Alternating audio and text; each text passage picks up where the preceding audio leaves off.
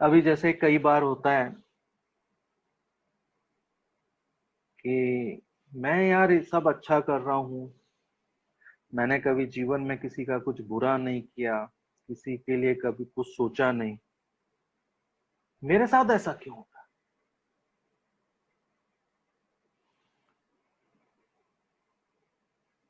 तो जैसे हम किसी के साथ काम कर रहे हैं, किसी के साथ पार्टनर हैं, या कोई हमारा दोस्त है, या हम किसी के साथ व्यवहार कर रहे हैं, हम पार्टनरशिप में हमने उसको धोखा दे दिया।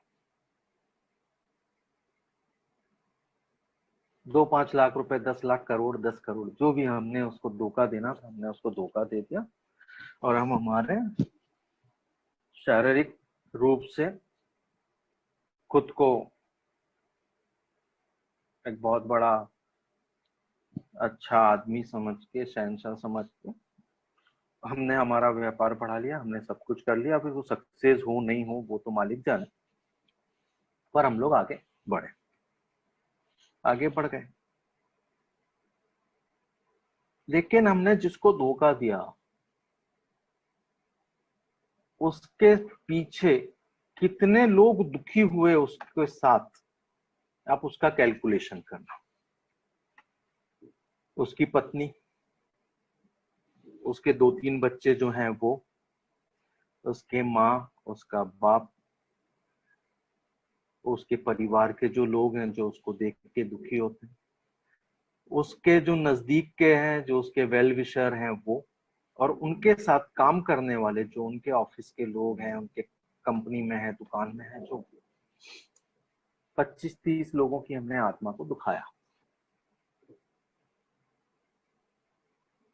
अब उन 25-30 लोगों की आत्मा को दुखाने के बाद में हम अपने आप को खुश देखना चाहते हैं। लेकिन हम कितना भी माफ कर दें, कुछ भी कर दें, लेकिन प्रकृति जो है वो प्रकृति अपना हिसाब करती है। आप माफ कर देते हो तो कुछ उसका थोड़ा बहुत कम हो जाएगा, लेकिन प्रकृति हिसाब करती है।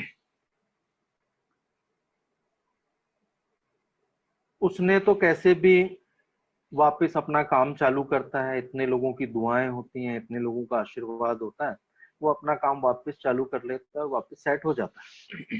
वो वापस सेट हो जाता है, लेकिन जो दूसरा रहता है ये फिर दोनों वापस से जन्म लेते हैं। जो दूसरा रहता है उसने कभी किसी का बुरा नहीं किया हुआ है, सब वो अपना अच्छा काम करते रहता है।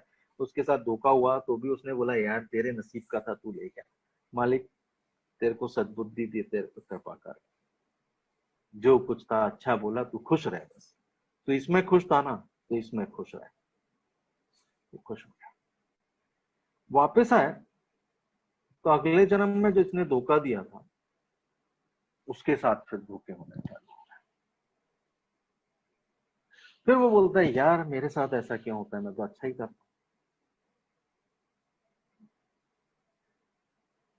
तो जीवन में हम सिर्फ शब्दों से ही नहीं, कि हम शब्दों से किसी के भला करने की बातें कर रहे हैं, मन में कुछ और चल रहा है कि मैं इसको कैसे फंसा दूं, मैं इसके साथ कैसे कर दूं, कंपटीशन है। काय का कंपटीशन है? तू तेरी जगह खुश है, वो उसकी जगह खुश रहे।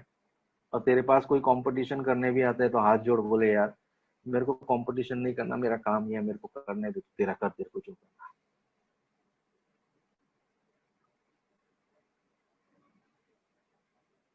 हम हमारी तरफ से दिल आत्मा से भी उसके लिए प्रार्थना करें कि मालिक इस पे दया कर। कई बार होता है कि कोई आपको कुछ बुरा बोल दे, कुछ आपके साथ में गलत भी कर दे, तो आप उसके लिए भी गुरु जी को, मालिक इस पे दया करना, हम सबके लिए प्रार्थना ही करें। क्योंकि वो शुक्राना ही है, हमारे को उसने जीवन दिया, हमको अपने लायक बनाया, हमारे जैसा बनाया, क्योंकि हमारे को गुरु ने प्रकृति को फॉलो करना सिखाया है। और प्रकृति को फॉलो करना यही है, निगेटिव ले और पॉजिटिव दे। कुछ दिया ना, वो जैसे रुचि ने एक किस्सा सुनाया था, वो मारवाड़ी गड्ढे में गिर गया, तो कोई भी बोलता था उसको हाथ दे तो वो हाथ नहीं दे रहा था, तो किसी ने बोला हाथ ले तो उसने लिया।